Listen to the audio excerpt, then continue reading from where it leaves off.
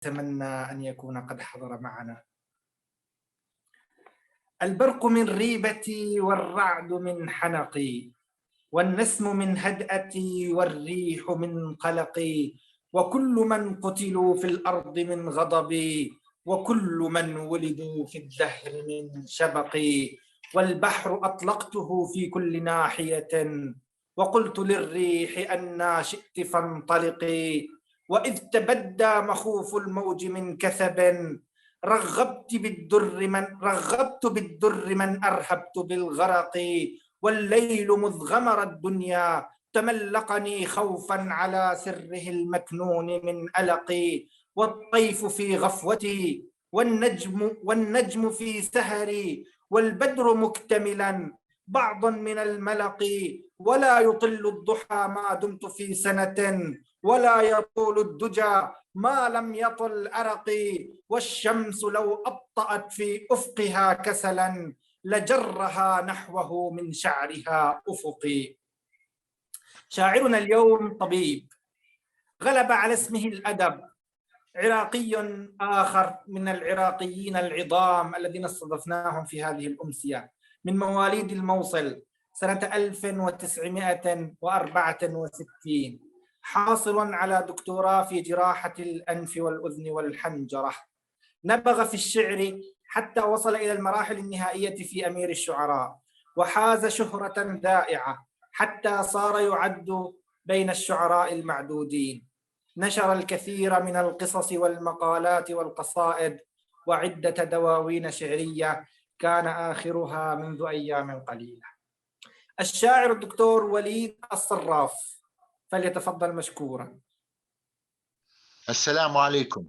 أنا أعتذر أنني لم أحضر بعض فقرات هذه الأمسية الماتعة الرائعة، لأنني كنت في بغداد في معرض الكتاب، وعدت قبل قليل، وثمة أصدقاء تحدثوا. أنا مشتاق إليهم ومشتاق إلى أصواتهم ومشتاق إلى ما يقولون، فأرجو أن يقبلوا اعتذاري، لأنني كما يعرف الأستاذ البراء كنت في بغداد وعدت إلى الموصل قبل قليل.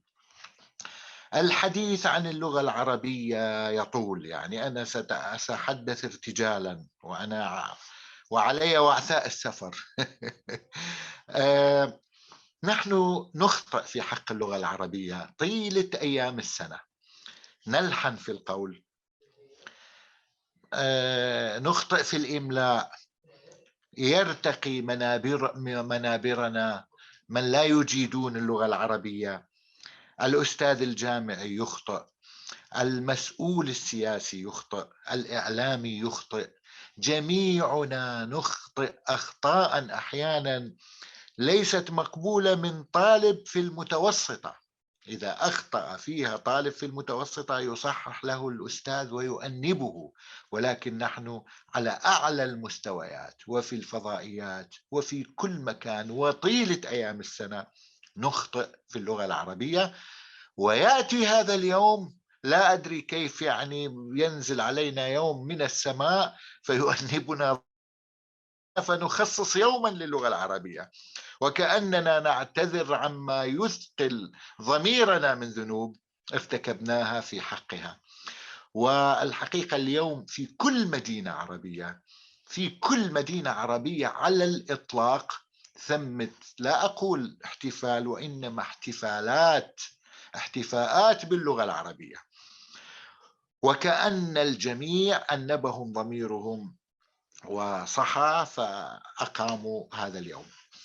اللغة العربية هي سر وجودنا، هي السر الذي حفظنا من الضياع.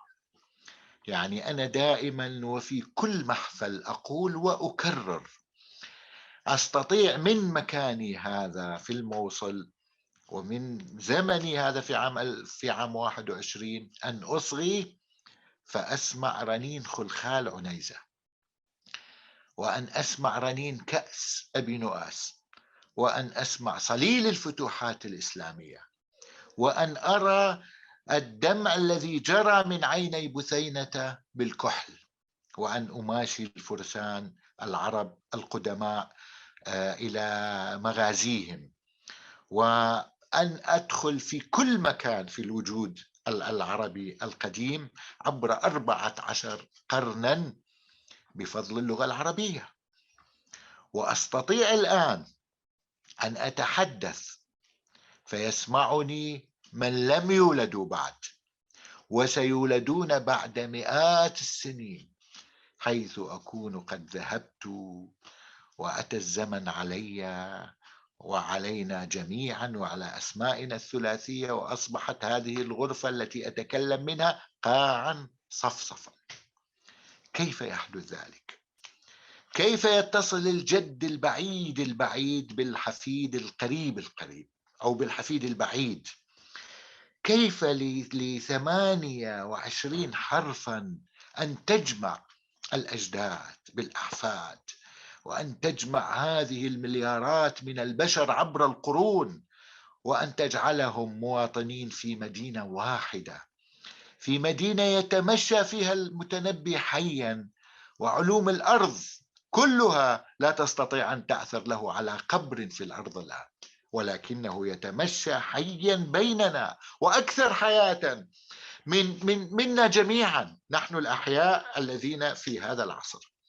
فأي سحر في هذه الحروف 28 التي تصل الأجداد بالأحفاد والتي ستبقى حتى تصيح الساعة. هذه 28 أو 28 حرفا نزل بها كتاب الله، نزل بها كتاب الله، واتصلت أسبابه بنا، وأصبحنا ندخل زمن الجنة الأبدي أو زمن جهنم الأبدي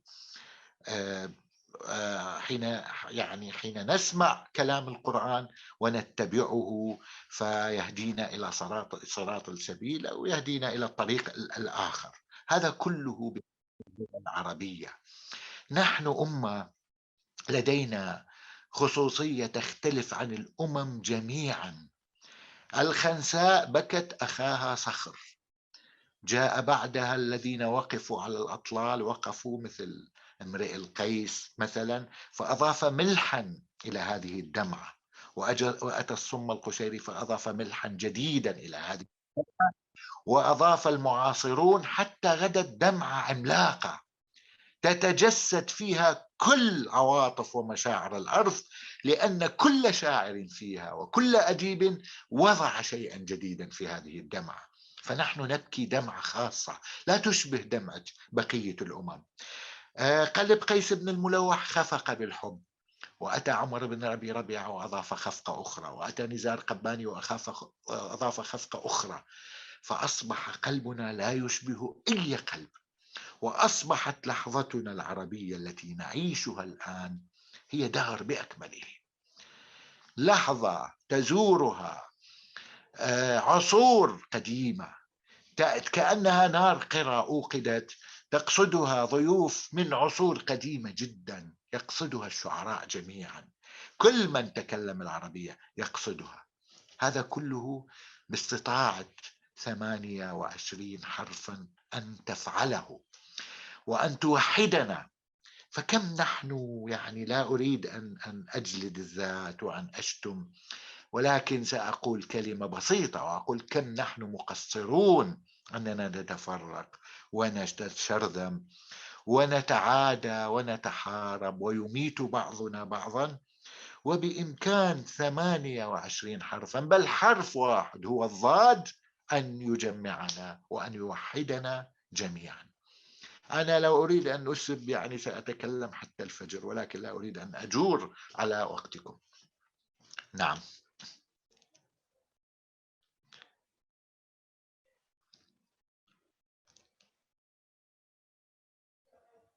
أنا تسمعوني؟